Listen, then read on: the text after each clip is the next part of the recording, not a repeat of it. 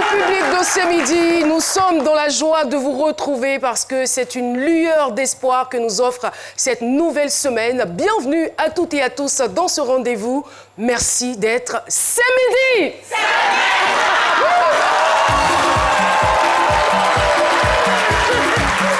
Ah oui, connecté avec le public. Et bien sûr, l'équipe du jour est composée de notre doyen Cassie. Doyen Cassie, que je vous demande d'applaudir. Bonjour doyen, tout va bien, doyen? Doyen, des fois, je me pose quand même des questions. Hein. Je ne sais pas si vous êtes avec nous. Le doyen, il s'évade. J'ai l'impression, vraiment, c'est un artiste hein, et c'est normal. Je vous suis maintenant. Merci oui, en ça tout va cas très bien, d'être ça va. avec nous. Oui, ça va très bien. C'est la totale. Alors, Anoussène Sidibé est là avec nous, j'adore. Ça va super bien, ça va wauement bien, j'ai de la pêche, j'ai de l'énergie à vous partager. Comment ne pas avoir de l'énergie avec un tel public? Docteur Philo. Elle est assez particulière, votre tenue aujourd'hui. Ouais, super. J'aime bien. Oui, American Grand Ghost. Au fait, j'ai passé la fête de Noël aux États-Unis. J'ai décollé le 23. D'accord. Oui. Alors, je vous souhaite. D'accord, stop. Yeah. On vous rejoint tout de suite. D'accord. Vous allez nous raconter un peu ce que vous avez vécu. En attendant, on peut saluer Jessica Bomba. C'est mieux de terminer par vous. Hein. Jessica Bomba qui est avec nous. Et bonne nouvelle pour Jessica parce que c'est la révélation de l'année. Elle a remporté. Félicitations, Jess. Elle le mérite Merci amplement. infiniment. Voilà. Merci pour vos votes. Et en tout cas, par ma voix, Marie-Paul Adjier vous remercie également parce qu'elle est la fashionista de l'année 2018 par le site web Ayana Webzine. Ah, c'est midi. Merci hein. à tous. Une équipe de winners. Et voici notre Américain.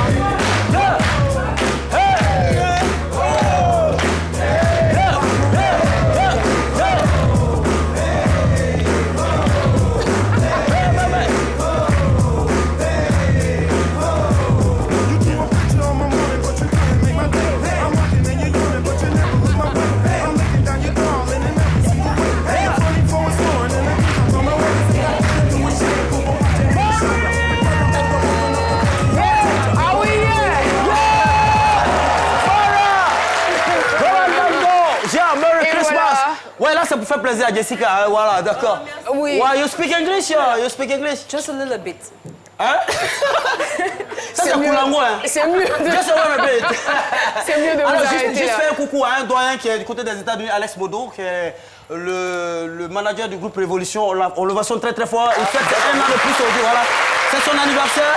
Alors, sa petite famille, Sharon et Manu, voilà, elles disent qu'elles vous adorent. Et que Papa Fofet, tu vas revenir. Merci voilà, beaucoup. Tout cela a été concocté par DJ Luciano, le président des DJ de Côte d'Ivoire. Infiniment. Docteur Alex Philo. Eh bien, tout de suite, je vous communique le thème du jour. Dans cette émission, on rit, on pleure. Mais le plus important, c'est d'avoir le moral, quelles que soient les circonstances qu'on vit. Je vis pleinement ma vie après avoir survécu au cancer de sein et au cancer de poumon. Ça fait quand même beaucoup. L'auteur de cette phrase, Awa Traoré, épouse Sinata. Voici son portrait. Awa Traoré est née à Adjamé et est originaire de Boundiali. Mère de 4 enfants, elle travaille dans le corps médical depuis 2000. Notre invitée a eu le cancer du poumon et du sein. Mais malgré les difficultés de la maladie, elle a réussi à faire sa traversée avec courage. Ça fait 23 ans qu'elle vit avec son mari. Aujourd'hui, elle est totalement investie pour aider les femmes qui souffrent du cancer. D'où vient son courage et comment s'est fait sa guérison? Toute son histoire avec Caroline. Merci beaucoup, public de ce midi, et merci de recevoir notre invité témoin, Awa Traoré, épouse Sinata. Elle nous rejoint donc sur le plateau de ce midi. Merci de l'applaudir.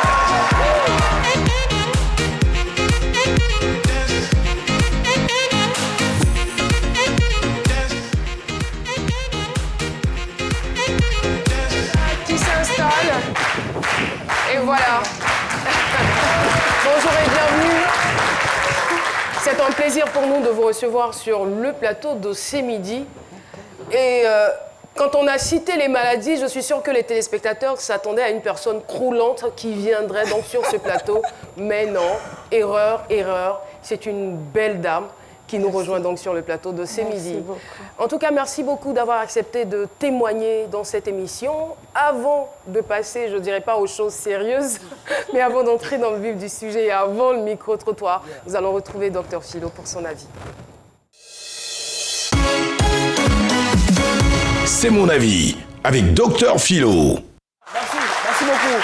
Merci de vivre pleinement votre vie. Et moi aussi, je vis pleinement ma vie. Hein. Malgré tout ce que je fais, je suis très heureux. Souvent, même on est là le matin, même là, on Qu'est-ce que quitte vous là. faites? Ouais, pardon, souvent, parfois, on est là le matin, on a des soucis à la maison, on a des problèmes même pour déposer la popote à la maison. Mais quand on arrive ici, on vit pleinement notre vie.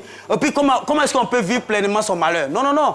On vit pleinement sa vie. C'est pas après qu'on ait vécu un malheur que non, on va dire non, non, non, on va se morfonner, se morfondre sur sa situation. Morfonner. Se morfondre. Oui, oui, oui, mais se morfondre. Non, non, non. Se morfonner.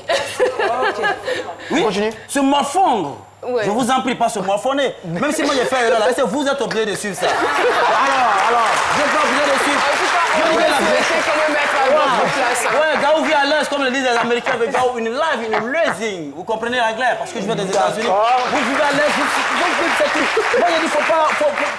C'est pas parce que. Il faut. Ça dit, tu reviens d'un malheur, il faut vivre. Il faut être heureuse. Ça dit, il faut être heureux. C'est très, très important. Mais il faut vivre pleinement sa vie dans le bon sens. Voilà, vous avez vécu, comment on appelle, le cancer des poumons. Ça ne sert à rien d'aller chauffer. Et puis, c'est vous dans ma vous êtes en train de fumer, en train de boire pour dire j'ai vu pleinement ma vie. Et puis, c'est toi, tu écoutes les chansons. On n'a qu'à boire. On n'a qu'à boire là. Tu as vu cancer des poumons aujourd'hui. Donc, tu changes. Il faut changer de vie. C'est très, très important. Parce que moi, j'ai dit, pour l'espoir, j'ai dit la dernière fois que même dans le désespoir, il y a l'espoir. La maladie, c'est-à-dire, comment on vit? C'est-à-dire, il faut, le premier remède même de la maladie, c'est vous-même d'abord. C'est le moral. Il faut même moral le faire. Même quand on vous annonce, même femmes, même les mamans sont là pour aller accoucher même déjà là. Pourquoi on vous interdit de crier? Ah, bah, je connais des femmes, quand elles sont à travail. Non, non, non, non, non. Il faut vivre la chose positivement.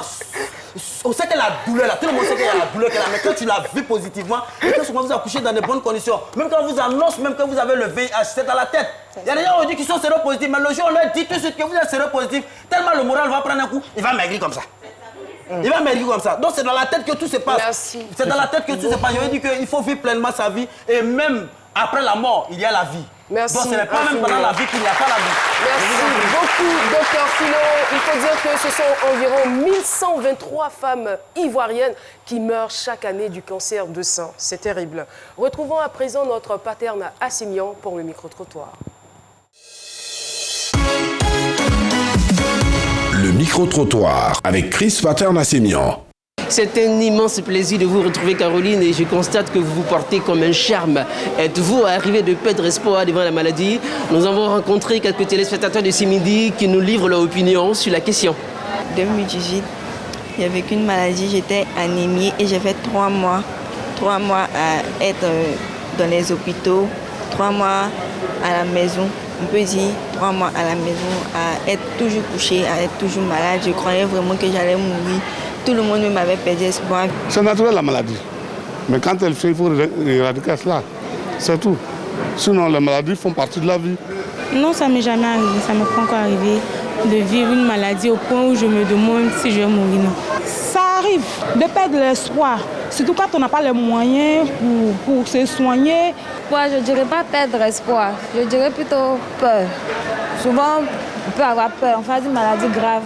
Mais comme moi je suis chrétienne, je compte sur Christ, donc c'est un appui pour moi sur lequel je compte beaucoup.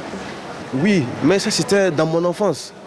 Dans mon enfance, j'ai vécu vraiment une maladie qui m'a vraiment fatigué, qui a même fait perdre l'espoir à mon père. Parce que vraiment il a tellement dépensé, il allait partout avec moi. Mais la finalité, c'est Dieu qui fait toutes choses. Voilà, le thème, je le rappelle, je vis pleinement ma vie après avoir survécu au cancer de sein et au cancer de poumon. Alors, Madame Sinata, je rappelle que vous êtes infirmière et mère de 4 enfants. Il faut dire que votre dernier a vu le jour en 2011 et quelques temps après, vous faites un effroyable constat. Racontez-nous, s'il vous plaît. Oui, effectivement. Bon, vraiment, je tiens à remercier tout le public et puis les parents qui sont à la maison. Mais bon, avant de dire quoi que ce soit, j'aimerais d'abord présenter mes condoléances à toutes ces familles qui ont perdu quelqu'un de n'importe quel cancer, en particulier le cancer du sein et celui du col de l'utérus. c'est vrai, le cancer, c'est une maladie comme toute autre. Mais découvrir qu'on a le cancer, c'est vraiment difficile. Effectivement, après la naissance de mon dernier bébé, j'avais des plaies sur le sein. Et chez nous, les mamans ont coutume de dire que c'est la bouche de l'enfant qui guérit le sein. Et donc, tu continues de donner à téter. Et c'est comme ça, en donnant à téter, j'ai constaté que le sein saignait et que la plaie s'aggravait. Donc, je regarde l'enfant et quand il tète, je vois qu'il a la bouche remplie de sang. Donc, j'ai trouvé que ce n'était pas bien. Donc, d'un commun accord avec mon époux, on a décidé de sévrer l'enfant. Donc, je lui ai donné seulement qu'un sein. Et puis, arrivé à un certain moment, j'ai décidé de le sévrer. Mais vous-même, étant du corps médical, je veux dire, quand vous constatez cela, qu'est-ce que vous dites intérieurement? Voilà. En fait, comme c'était récurrent, l'enfant, quand il tète, on voit que la plaie a tendance à évoluer. Et c'est vrai, avec nous, on a des médecins, tout et tout. Donc, je suis allée présenter le sein à l'un de nos médecins qui était avec nous. Et à la vue du sein, tout le monde pensait que c'était une dermatose. J'ai vu des gynécologues, chez nous, dans d'autres centres, en clinique, partout. Mais tout le monde a toujours cru que c'était une dermatose du sein. Parce que cette forme du cancer-là, elle est quand même sournoise. Quand on ne prête pas attention, on pense à une dermatose. Or, en bas, ça fait des dégâts. Voilà. Mais je veux dire, personne, ça n'a attiré l'attention de personne sur le cancer. Non, non. Mais il faut dire que c'est quand j'ai commencé à avoir des douleurs et puis à saigner, j'ai d'abord dit à mon époux que, franchement, moi, je pense que ça doit être un cancer. Et bon, comme tout bon époux, hein, il me disait, pour me rassurer, il me disait non, c'est rien, tout aussi. Adjo, ça là, c'est trop gros. C'est pas ça. On te dit que c'est dermatose, vous laissez. C'est ça, c'est rien. Parce qu'il ne voulait pas croire à un cancer. Voilà. Et est-ce que finalement, vous êtes allé plus loin dans les diagnostics? Est-ce que vous avez fait aussi de la mammographie pour avoir confirmation ou infirmation? Oui, oui. Il faut dire que comme la douleur et les saignements se sont installés, et j'en ai discuté avec lui, et il m'a dit que non, que ce n'était pas ça. Et puis avec mes collègues aussi, j'essayais de voir avec elle. Bon, enfin, en fait, dans mon entourage proche, tout le monde ne voulait pas accepter que ce soit ça. Mais qu'est-ce qui vous a bloqué alors? Je veux dire, étant du corps médical et voyant que le mal est récurrent, le premier réflexe aurait été peut-être d'avoir une certaine certitude, aller faire la mammographie. C'est ce que j'ai fait. Et finalement, vous arrivez à faire la mammographie. Je suis allée faire la mammo, et ce jour, j'étais avec ma fille. On est allé faire la mammo, et après la mammo, malgré la conclusion qui était là, on dit non, que ce n'est pas un cancer. Même les résultats de la mammographie, on n'a pas vu. Est-ce que vous vous souvenez quand même des résultats? Bon, pas trop. D'accord. Mais je sais que quand le procès a vu ma maman, tout de suite, il a compris que c'était un cancer. Parce que quand j'ai vu le cancérologue, le procès, quand il a lu, il dit, mais mon Dieu, on pouvait te sauver depuis cette période-là. Parce qu'à ce stade-là, on pouvait faire quelque chose. On pouvait sauver le sein. Quand vous dites à ce stade-là, vous étiez passé à quel stade? J'étais déjà au stade 3. Ah. J'étais déjà au stade 3. Ah là, et là, c'était déjà compliqué parce que les nuits devenaient très longues. Je ne dormais pas. Je saignais toute la nuit. La douleur, et franchement, ce n'était pas facile. Mon époux, je me souviens que souvent, il y a des nuits où, bon, quand je ne dors pas, lui aussi, il se réveille, il s'assoit. On est ensemble, on ne dort pas. Il va essayer de me caresser, de m'amener à supporter la douleur. Bon, en fin de compte, j'étais obligée à la prendre à piquer. Donc, il me faisait souvent des injections pour me permettre de supporter la douleur. Et j'ai une collègue, c'est une sage-femme, la majeure des sages-femmes de mon service. Elle, je la merdais à tout le monde. Parce qu'on pouvait être au travail et puis une aide-soignante ou bien un collègue pouvait voir que j'étais en train de saigner sur ma blouse blanche. Donc, je cours et puis je vais la voir. Je dis, ah, Justine, excuse-moi, pardon, viens. Et elle va m'aider à me déshabiller. Puisque je mettais des compresses sur le sein. Et il arrivait qu'avec le stress et puis le travail, la main dont on bouge, je saigne. Donc, elle va m'aider à enlever la compresse pendant environ 15 à 10 minutes. on va refaire le pansement et elle va me faire une injection rapidement pour calmer la douleur. Mais bon, on arrivait à un moment où toutes ces injections-là ne servaient plus à rien.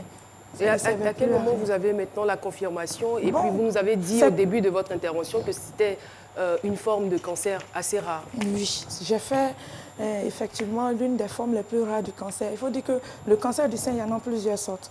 Et les traitements aussi diffèrent par rapport à tous les cancers. Et moi, principalement, j'ai fait la maladie de Paget du mamelon. Paraît-il que c'est une forme vraiment rare du cancer. On ne la voit pas comme ça. Mais je me disais, pourquoi moi? Pourquoi moi? Et puis, encore une des formes les plus rares. Et quand j'ai lu ça sur le net... Et peut-être dangereuse aussi. Oui. Une forme dangereuse de cancer. Oui. Allez-y. Oui.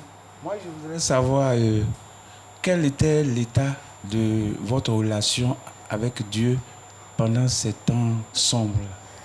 Ça, c'est vraiment une question qui me fait plaisir. Parce que, il faut dire, dans la vie de tous les jours, on peut ne même pas connaître Dieu même. C'est vrai que tu es d'une confession religieuse, tu pries, tu vas à l'église, tu fais tout. Mais bon, on n'accorde pas trop d'importance. Mais je vous assure qu'avec cette maladie, j'ai connu Dieu, je l'ai découvert et il a fait quelque chose pour moi. C'est vrai. Je vous dirais, papa, que mon mari est témoin. Je passais mes nuits à prier, puisque je ne pouvais pas dormir. Donc, à partir de 1h du matin, je priais jusqu'à 6h. Je remettais tout dans la main du Seigneur. Et je vous assure que j'ai eu une bonne volonté. Quelqu'un qui, jusque-là, ne veut pas que je dise son nom. Et je ne le connais même pas, qui a décidé de me prendre en charge. Wow. Et ce monsieur-là, aujourd'hui, je sais, peut-être qu'il me voit. Moi, je lui dirai merci toute ma vie. Quand vous parlez de prise en charge, là, on est déjà dans le traitement. Voilà. Quand on parle de cancer, on parle aussi de la chimio. Est-ce que vous pouvez nous donner quand même un aperçu de tout ce que vous avez dépensé comme argent dans la chimio? Après, on parlera de comment vous avez vécu ça. Bon, il faut dire que le premier jour, quand on allait voir le professeur Touré, parce que j'ai été prise en charge par le professeur Mokhtar Touré avec son équipe d'oncologues et puis des infirmiers et tout. Franchement, je tiens à leur remercier et je ne cesserai jamais parce que cette équipe-là m'a permis de supporter la maladie. Et papa, je te dirais qu'avant toutes les séances de chimio, on prenait une à 2 minutes pour prier, pour remettre ce que nous allons faire. Le traitement qu'ils allaient m'administrer, on le confiait au Seigneur. Parce que nous, on soigne, mais c'est Dieu qui guérit. Et donc,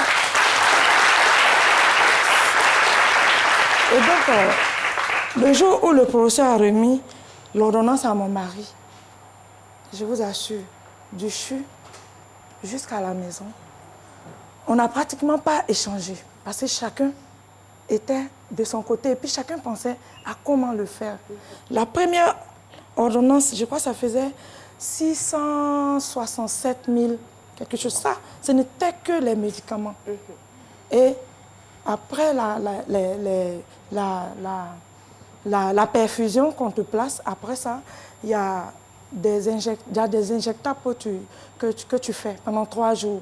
Et ça aussi, une injection me faisait à l'époque à 71 000 quelque chose. Donc, pendant 3 jours, vous ajoutez ça aussi 100 000. Et il y a les médicaments post-chimio, les médicaments qu'on prend après la chimio. Parce que la chimio détruit les cellules. C'est-à-dire que ça crée une anémie pas possible.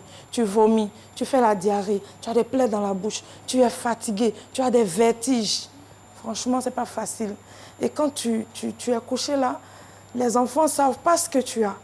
C'est difficile, c'est vraiment difficile. Et vous nous confiez aussi, à côté de cette difficulté-là, de la chimio, que c'est vrai que vous avez reçu de l'aide de certains de vos proches, mais c'est toutes vos économies qui y sont passées. Hein. Vos bijoux, des voitures, du couple, tout ça. Oui, il faut dire que quand j'ai l'annonce, après l'annonce, quand je suis quittée dans mon tunnel, parce que quand on te dit que tu as le cancer... On ne peut même pas vous poser de questions même relatives à l'annonce, parce qu'on imagine déjà. Voilà. Donc, arrivé à la maison, ma première chose, c'était quoi? De rassembler mes bijoux. en bonne femme, chaque femme a quelque part des bijoux qui lui sont... C'était de les rassembler et courir immédiatement vers quelqu'un, aller vendre, aller brader ça. Et quand je suis rentrée, je suis venue trouver mon petit frère à la maison qui m'a dit, mais d'où tu viens? Je dis, ah, Joe, c'est difficile. Donc, je suis allée voir en banque combien j'ai. Et puis, bon, je ne vais pas laisser ça comme ça.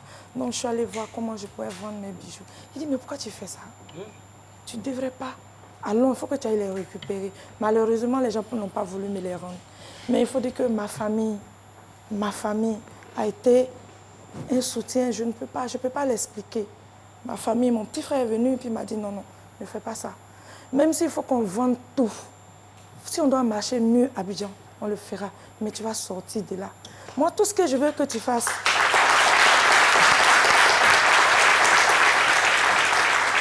tout ce que je veux que tu fasses, c'est d'accepter le traitement. Parce que c'est vrai, quand nous tous, on sait aujourd'hui que tu as un cancer, nous tous, on fait des recherches. On sait que la chimio est difficile. C'est la première partie difficile. Et si tu as pu l'accepter et dépasser ce cap-là, côté argent, il faut le laisser. Nous tous, on va s'occuper. Mais toi, accepte ton traitement. N'abandonne pas. Sois forte. Et mon mari, chaque nuit, c'est vrai, la famille vient te voir, les amis, les collègues. Mais la nuit, après, tu es seule dans la chambre avec lui. Et c'est là où je dis aux parents de femmes qui font le cancer, je dis aux conjoints, c'est là où vous devez jouer votre rôle.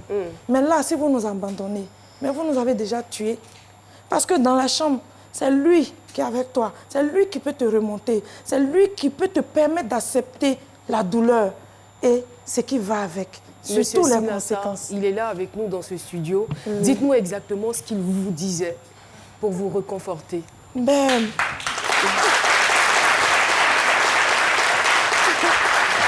Bonjour, monsieur. Il arrivait des nuits... On va lui passer le micro. Aloucène, s'il vous plaît. Il arrivait des nuits où je ne dormais pas. Et quand je ne dors pas, j'avais le sein comme ça dans la main. Je passais toute la nuit comme ça, assise sur le lit ou bien assise sur mon tapis de prière. Et puis, je dors pratiquement pas. Et il se réveille, il vient me dire, allons, on va se coucher, allons, on va se tendre. Il faut dormir, essaie de dormir. Parce que si toi, tu ne dors pas, moi aussi, je ne vais pas dormir. Je ne vais pas dormir. On va supporter cette histoire ensemble. Ah ouais, il faut que tu sois forte. Il faut te dire que tu ne vas pas t'abandonner. On va rester ensemble. Saint là, c'est quoi? Le jour où je t'épousais là, est-ce que Saint là était comme ça? C'était pas comme ça. On a eu des enfants. Aujourd'hui, si tu es malade là, tu passes tout ton temps à pleurer. Moi aussi, qu'est-ce que tu veux que je fasse? Donc, tu sais quoi? Allons, on va se reposer. Tu dors pas, je dors pas. On va rester comme ça. Advienne que pourra. Mais ce truc-là, on va le vaincre ensemble. Oh là là. Avant de me retourner vers vous, je veux tout simplement vous dire un grand, grand merci parce que vous avez été d'un grand soutien, d'une grande aide pour votre épouse. D'autres auraient pu s'en aller, d'autres auraient pu fuir, voilà, face à une telle maladie, voyant de loin la mort venir. Mais vous, vous êtes resté, vous l'avez soutenu, vous l'avez encouragé. Alors, on sait que quand on parle de cancer, à ce stade-là, à la phase 3, après la chimio, ça passe aussi par l'ablation de sein. Lorsque votre femme a été soumise à l'ablation de sein, que vous avez découvert sa poitrine pour la première fois, dites-nous exactement ce que vous avez ressenti. Je vous remercie. Je vous en prie. Il faut être franc. La première des choses, il y a d'abord un choc. Mais après le choc, après 22 ans de vie, nous sommes encore là. On se dit que ce n'est pas le physique qui nous retient. C'est le cœur. L'amour, c'est autre chose. Quand on est attaché au physique, on va changer, on va partir. Mais quand on est attaché, quand l'amour est vrai, c'est le cœur, il n'y a pas de problème. Oh là là. Merci beaucoup, Monsieur Sinanta. Oui. Vous êtes sûr que vous pouvez poser une question dans cet état-là? Moi, ce que je veux savoir, c'est vrai que vous avez le soutien de vos parents, de votre mari, de vos enfants. Mais il reste quand même un point essentiel, c'est le regard des autres. Est-ce qu'on arrive à en parler? Est-ce qu'on arrive à parler de cette maladie-là librement, à dire aux gens, j'ai le cancer, je suis une femme, j'ai le cancer de sein, j'ai subi une ablation. Est-ce qu'on y arrive vraiment? C'est pas facile. C'est pas du tout facile.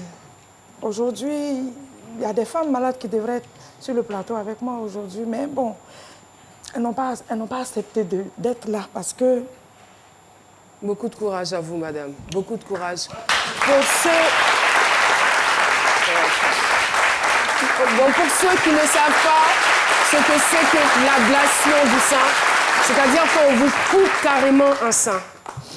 On vous coupe un sein. Bon, et on sait ce que la poitrine d'une femme représente pour elle. Oui, on va la laisser terminer et puis on vous repasse la parole, s'il vous plaît. Bon, je vous dirais que c'est pas facile. Et bon, au début, je ne me suis pas lancée comme ça. Il a fallu que je discute, que j'ai connu une dame sur Facebook, Mesdames Irène. Elle est là, elle est sur le plateau aujourd'hui. Elle peut lever la main. Il faut dire que cette dame-là m'a beaucoup apporté. Et il y avait une campagne sur Facebook. Et on parlait d'afficher sa photo, tout et tout. Et puis soutenir les femmes faisant le cancer. Et moi, je faisais encore une chimio par rapport à mon cancer du poumon. Donc j'étais en chimio. Puis bon, ça m'a choquée parce que je me suis dit quoi. C'est vrai, c'est bien beau d'afficher sa photo sur Facebook. Mais les gens ne savent pas ce que nous traversons, nous les femmes qui avons connu cette maladie et qui portons un handicap sous nos tenues. C'est difficile, c'est vraiment difficile. Et aujourd'hui, mes collègues, je les appelle comme ça, hein, elles trouvent que ce que je fais, c'est fort. Parce que c'est difficile pour elles, même dans le quartier, qu'on sache que tu as un cancer du sein, à plus forte raison que tu as perdu un sein, voire même les deux seins. Donc c'est difficile d'en parler. On ne veut même pas que ça se sache. Et moi, c'est ça. Et quand cette dame-là m'a fait prendre conscience de ce truc-là, je me suis dit, OK, je suis allée en parler avec mon époux et je lui ai dit, bon, moi j'ai décidé de lutter pour cette maladie. Pire, de montrer à la face de tout le monde que cette maladie-là nous tue et qu'il y a un handicap qui va avec et qu'on n'est pas soutenu, il n'y a rien. Qu'est-ce qu'on fait? Il m'a dit, quel que soit ce que tu fais, pourvu que ton moral ne soit pas touché, Awa, sinon je t'accompagnerai partout dans cette lutte contre le cancer du sein. Et c'est comme ça que, avec son appui, j'ai décidé de me battre, de soutenir ces femmes-là, ces femmes malades, pour lesquelles aujourd'hui nous sommes un espoir. Parce que quand tu vas voir une femme malade, et devant elle, d'abord quand elle te voit, elle pense que tu es venu juste pour l'aider. Et quand tu lui dis, j'ai fait un cancer du sein, puis j'ai connu l'ablation, j'étais au même stade que toi. La douleur que tu as, je l'ai connue. Ce que tu sens aujourd'hui par rapport à la chimio, je suis passée par là. Elle te regarde comme ça, elle ne croit pas. Souvent, il arrive que, au début, je me déshabillais. Je dis, regarde-moi, tu es sûre maintenant? Tu es sûre que j'ai fait un cancer? Elle te dit oui. Et elle va t'attraper, elle t'embrasse. Tu es un espoir pour cette dame-là. Et ce travail remarquable, vous le faites au sein de l'ONG, le réseau des Amis de la lutte contre le cancer chez la femme. Oui, oui. En tout cas, bravo et félicitations pour vos activités. Oui, Ibrahim. Oui, je voudrais donner quelques généralités sur cette maladie qui était redoutable, mais qui est maîtrisée aujourd'hui plus ou moins. Seulement, il faut procéder rapidement au diagnostic pour que ça ne soit pas trop compliqué. Oui. Mais en fait, les cancers se manifestent généralement par l'amaigrissement, la douleur, et le saignement. On peut éviter, si on surveille quand même notre consommation et aussi notre humeur. Aujourd'hui, le cancer peut se soigner, mais il faut que le diagnostic soit précoce et il faut s'y prendre tôt. Mais c'est nos consommations qui sont à la base, avec l'humeur aussi. Le stress peut aussi provoquer ce genre de trucs-là. C'était pour dire ça. Merci infiniment. Merci beaucoup pour cet additif. Oui, Jessica Bomba. Caroline, c'est vrai qu'au mois d'octobre, on est tous en mode, c'est le mois de l'octobre rose. Et l'idée, c'est qu'en fait, que tout le monde se sente concerné. On a tous une mère, une tante, une sœur, une femme, une épouse. Et malheureusement, les personnes sont de moins en moins concernées par cette maladie, surtout les jeunes. Nous, les femmes, à partir de 30 ans quand même, il faut penser déjà à faire un diagnostic. Parce que plus tôt on sait, bah mieux on peut soigner cette maladie, en tout cas. Voilà. Et puis, j'aimerais ajouter que la population doit chercher à connaître cette maladie. Il faut dire que souvent, on va devant des parents qui disent que le cancer n'existe pas. Les cas pensent que le cancer, c'est un sort. Or, il faut l'accepter pour qu'on puisse le traiter. Il faut pouvoir croire que le cancer existe. C'est pour ça que très souvent, c'est découvert tardivement. Et les parents n'acceptent pas l'ablation du sein. Parce qu'on dit quoi? Quand on t'enlève un sein, tu vas mourir. Et très souvent, la patiente dure à la maison. Et quand elle est prise en charge, même quand on lui enlève le sein, le mal arrive toujours. Elle n'arrive pas à s'en sortir. Madame Sinata, en tout cas, on apprécie beaucoup votre courage. Je pèse mes mots, puisque vous passez par une maladie très difficile et très grave, mortelle, qui est le cancer. Vous acceptez le traitement, vous allez jusqu'au bout du traitement et quelques années plus tard, on vous annonce que vous êtes atteinte d'un cancer de poumon. La suite, ça sera dans quelques petits instants, juste après la pub. C'est midi, c'est ça.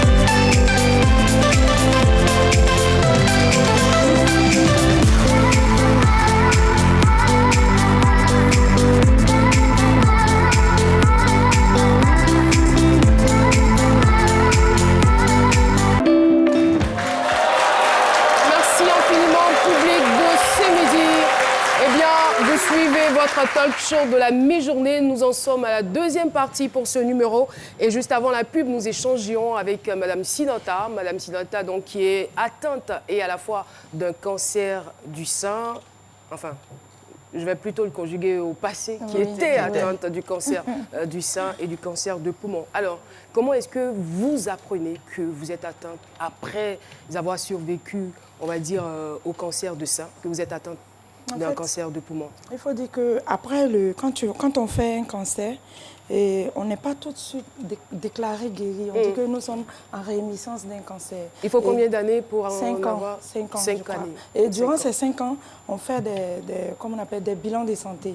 Et c'est comme ça que le professeur, quand je suis allée le voir pour mon bilan, il m'a donné beaucoup comment on appelle, d'examens à faire, des examens de sang, et puis un scanner, tout et tout.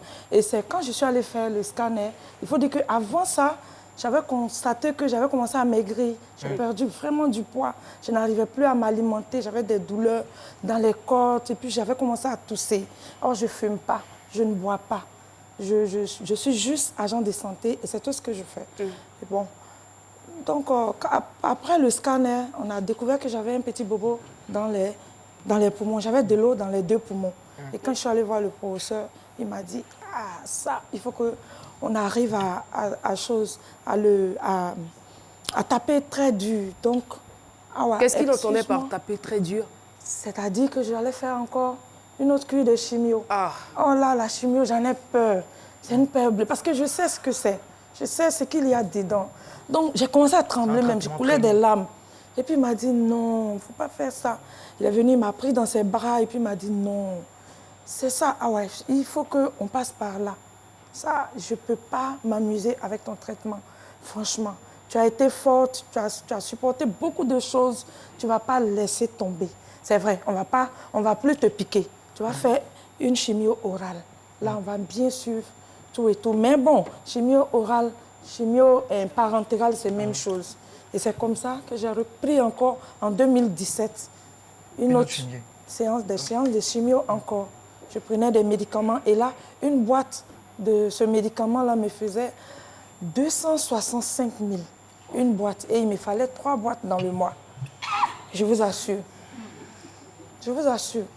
Et j'ai suivi ce traitement, je crois, 3 mois. J'ai fait des examens et j'ai recontinué encore sur 3 mois. Et puis après, je suis allée faire le scanner. Les poumons étaient propres, vraiment. Et puis bon, aujourd'hui, ça va. Mais quand on a aligné de telles maladies, je veux dire, c'est vrai que vous nous avez démontré que vous aviez un mental d'acier, mais il y a forcément des questionnements. Surtout quand on est croyant, on se dit que quelque part, est-ce que c'est pas un sort? Est-ce que c'est pas une malédiction? Est-ce que Dieu ne m'en veut pas quelque part? Effectivement. je passais toute la journée à me poser ces questions. Je me disais, mais pourquoi moi? Pourquoi moi? Et j'ai connu une dame. À travers notre groupe de Facebook, j'ai commencé à avoir un réseau d'amis. Et comme j'expliquais tout ce que je vivais au quotidien sur Facebook, j'essayais de partager les conséquences, les effets secondaires de la chimio, l'ablation, je parlais de cela, pour que les femmes qui sont qui ont les mêmes soucis que moi puissent savoir que quelque part, elles ne sont pas seules.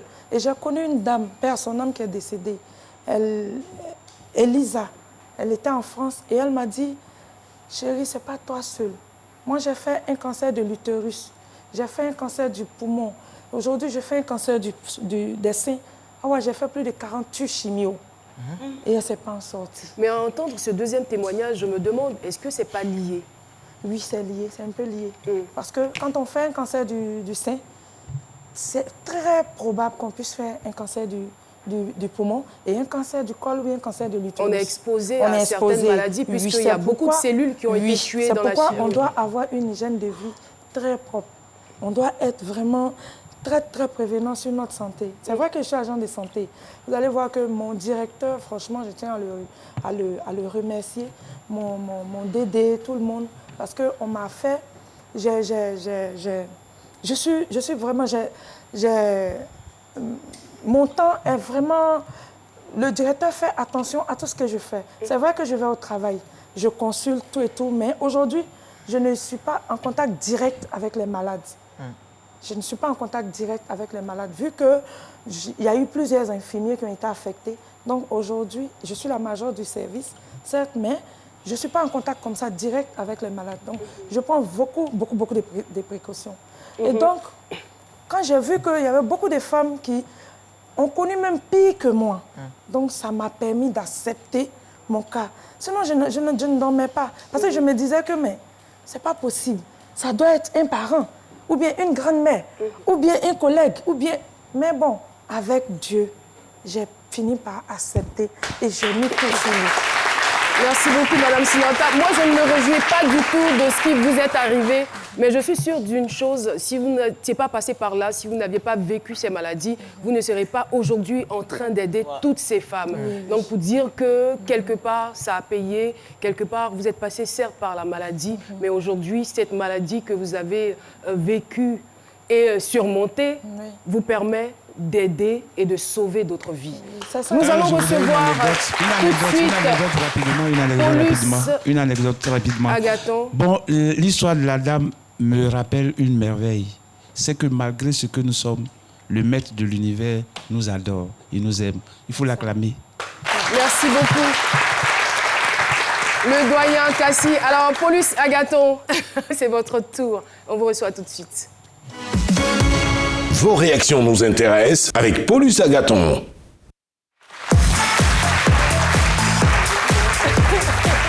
Ouais, Paulus, bonjour et bon lundi, bon début de semaine à vous. Merci également. Bonjour à toutes et à tous. Pardon.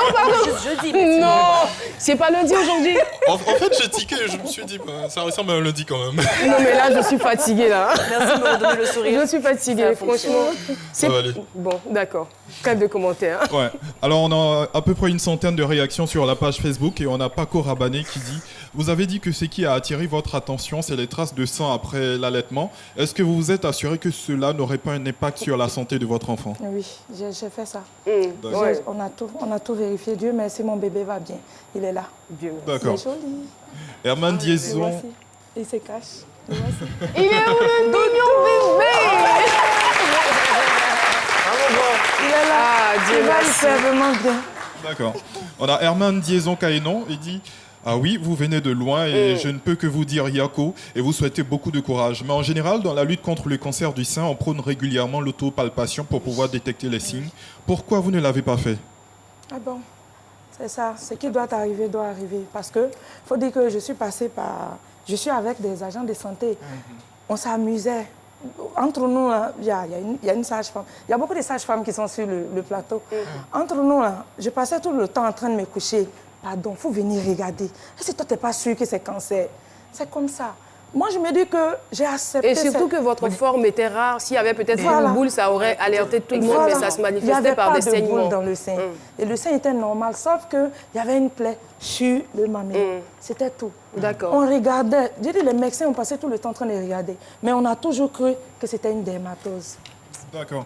Alors, dernier message assez rapidement. Solange Traoré a dit « Je sais ce que c'est cette maladie. C'est avec beaucoup d'émotion que je suis suivi votre témoignage. Un être à moi a perdu la vie. Et c'est d'ailleurs la première fois que j'en parle. C'est très dur. Beaucoup de courage à vous. » Allez, Caroline, ça sera tout pour moi et on se dit à lundi. Merci infiniment, Paulus Agathon. En tout cas, il y a des règles de vie à suivre. Peut-être pour réduire, on va dire, le taux de maladie ou pour réduire, pour éviter la maladie. Mais en même temps, ce qu'il est conseillé de faire, c'est le dépistage précoce pour toutes les femmes. Voilà. Merci infiniment, Madame Sinata. On va vous retenir encore sur ce plateau. Et puis, retrouvez tout de suite Aloucène Sidibé. Vous êtes sur notre plateau. Vous êtes notre invité spécial du jour. C'est parti. C'est innovant avec Aloucène Sidibé. Bonjour Ferry, l'événementiel des nouvelles technologies, j'espère que vous allez bien. L'Afrique est le continent le moins bien électrifié. Avec 15% de la population mondiale, elle ne représente que 3% de la consommation en électricité. On peut dire qu'entre l'Afrique et l'électricité, le courant passe moins bien, difficilement. Alors un homme a pensé à une solution et non de moindre, c'est le générateur électrique avec système d'autorotation. Il est avec nous, il s'appelle Monsieur Kofi Serge, il va nous rejoindre rapidement. Vous allez vous mettre à côté de Caroline da Silva. En fait, votre système, dites-nous, c'est plutôt un générateur de courant ou c'est une centrale électrique? En fait, c'est un dispositif qui produit de l'électricité. Tout simplement. Donc rien des deux. Ce sont les deux, ce que je dis en fait. En fait, il joue le rôle de générateur et lui, il produit de l'électricité. Mais la particularité avec votre système, c'est qu'il s'auto-recharge. Donc, il n'a pas besoin d'être branché au courant. Non. Il n'a pas besoin d'être rechargé. Non. Il n'y a pas de panneau solaire dessus. Non. Il ne prend pas de carburant, il ne prend rien. Seulement, on l'actionne et il produit l'électricité. Donc, l'énergie qui est envoyée est divisée, je veux dire, peut-être par deux ou par trois et garde une énergie pour... Lui-même, il s'auto-recharge. Merci beaucoup. Merci infiniment. Oui, allez, on termine. Au niveau du coût, on sait que les centrales de production coûtent assez cher et dégradent un tout petit peu l'environnement. Donc là, j'ai compris que votre système à vous est particulier parce qu'il protège l'environnement. Mais d'un point de vue pécuniaire, comment ça se passe?